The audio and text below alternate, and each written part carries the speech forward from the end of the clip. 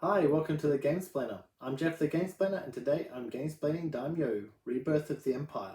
So in Daimyo Rebirth of the Empire, it looks like it could be a dice game because it uses dice. But it is not a dice game. The idea of the game is there's a whole bunch of dice that have been thrown. You're selecting one of those dice. The color of the die that you choose tells you which type of action you can take. There are 3 different colors. There are 5 different actions from memory. So one of the colors just does 1 action. Each of the other 2 does 2 actions. Each one of the 2 is your choice. The number on the die merely talks to which cards you have in your hand that you're able to play. So there's a number on each card. If you have numbers of dice that add up to the number on the card in your hand, it doesn't have to be 1 die. It doesn't just have to be the last die. In fact, the last die doesn't even have to be involved in it. You get to play that card. So if you, for example, have a card that has a 7 in your hand, you could have a 6 and a 1 or a 5 and a 2, for example. Or you could have 2 3s and a 1 to get to that 7 to be able to play it. Now, you're only going to be able to play 1 card each round, but that's what the numbers are really there for. If you can get the numbers to be above 13, then you get to have an extra action as well, which is great, but that's realistically the only thing for those numbers. Other than that, it's just a matter of, this is the color of space that I'm going to play in, and so this is the color of die that you need to take. What happens, however, is that you may wish to play in the blue area, but the blue dice have already been taken. You're not going to be able to play blue at all now. So there is a necessity to think about what you need to do, but in order to be able to do it, how many dice are there? How am I going to be able to do it? There's a lot of thinking in just that little moment of, I have 3 actions I want to do. One of them is this one, but there's only 1 die there. I'm going to have to take that 1 die because by the time it gets back around to my turn, I probably won't have that die available. You will have 3 dice in a round that you'll take, so you'll go around the table 3 times. Each time you take a die, you do an action, which means that each of the actions is only available to you once during a turn. So there's a real thinking now of, what do I want to do? Because some of the actions directly impact how another action will work. So one of the action might be to take resources. The resources that you take depend on how many things you have on the board. One of the actions might be to put more things on the board. I've already got the stuff to be able to do that action, so I might do that action first to put more stuff on the board to then be able to get more stuff in when I do the take resource action.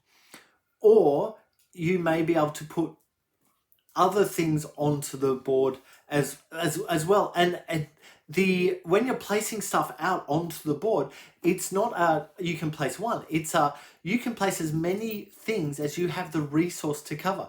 And this is really the key to games like this, where you're able to do as many times as you want if you've got the resource. It's finding that balance between getting enough resource to be able to do it once or twice, as opposed to doing it once this turn, once next turn, once next turn, etc. Finding that balance is actually not the easiest thing in the world. At some point, you just kind of have to bite the bullet and go for it and do the movement. When you place things out on the board, you can place people out, or you can place, I think they call them shadows, and shadows will gain you some extra coin, depending on how quickly or how early you put there, but they also remove someone else's marker from that area of the board. Now, whichever area of the board you're putting stuff in, you're generally gaining influence in that space. And so there's a whole bunch of influence tracks that you move along. If you move a piece out of that area, you're likely to have to move your marker on that influence line down a little bit. On top of all of that, there are some buildings, your tiles that you're trying to collect. And you have a guy that can move around. So when you do that action, you'll be able to collect 2 of those tiles. And you might even be able to buy 1 or 2 from the black market. You can only hold a certain number. You have to go and do a blue die thing to up the number of things you can hold. Once you get 4 of the same color, so 4 of the different numbers of the same color, that is, they create the relic. And you get to put a marker onto that space, the color of that space that you've just taken. That will give you more influence within the space. That might give you some more points. And those 4 things then become just 1 in your carry bag. So if you're able to hold 4, you can now have that and 3 more. So you're going to need to get up higher to be able to get the 4 for another color or another area, for example, to be able to move forward on that. Now, at the end of the game, there are points that are going to go for each thing that you've done. So the more of these relics that you're able to collect, the higher the points value. It's one of these ones where if you get it 1, you get 1 point. If you get it twice, then you've got 3 points. 3 is worth 7 points. 4 is worth 11. Oh, I'm picking on numbers, but it's that growth of points when you do multiples of the same thing. And there are multiple things that you can get out. So there's 2 different types of building that can go out onto the board. There's these relic things that you can build up. There's cards. You get points for having the most gold worth of cards. So just bearing in mind what other people are picking up, because you'll pick up cards. 1 card, you can purchase 1 card, that is, at the end of each round. So theoretically, you can get 5 cards into your hand, 5 extra cards on top of your 3 starters. It feels like you want to have more cards in, and some cards will actually gain you more cards in, but not many. So quite often you'll finish the game with 8 cards in your hand. And the way they work, it's kind of a deck building idea where when you play it, you put it down onto a pile on the right hand, the discard pile. When the draw pile is empty and you need to draw more, you take your discard pile, shuffle it up, put it back in the draw pile and draw out of there. And so there's a definite balance there, but thinking about, oh, I need this card, I want this card to happen, but I want to be able to get it back. I've only got a few cards in my hand. I'll play that one, it's in the discard. When I have to pick up, I'll pick that up because that's the only one there. Little thoughts like that are really important to kind of have throughout this game. But look, I think the long and short of it is understanding what the points are at the end. See, if you are playing the game and you don't have this grasp of, if I get multiples of this one particular thing, and that's going to give me huge amounts of points at the end, that can actually catch you out. So if you just get like 1 or 2 of each thing that will give you points, you're only going to get a few points for that. Whereas if you got 4 of one thing and nothing of the others, you get like 21 points, depending on which one it is, of course. So there's different weightings on that amount of points coming in for each thing at the end of the game. The other thing is, with that influence track on each of those spaces around the board, being furthest forward on that, at the end of each round, will give points.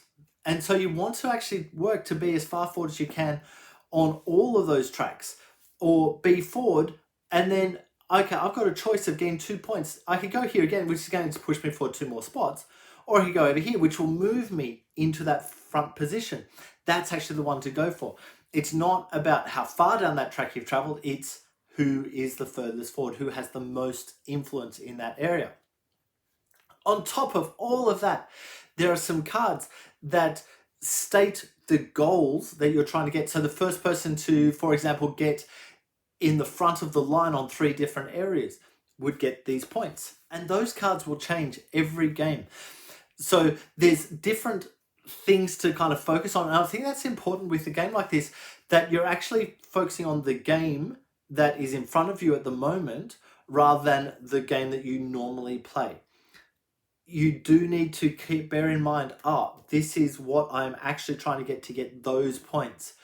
You do need to bear in mind which faction is in front of you, because each faction will be able to do something different.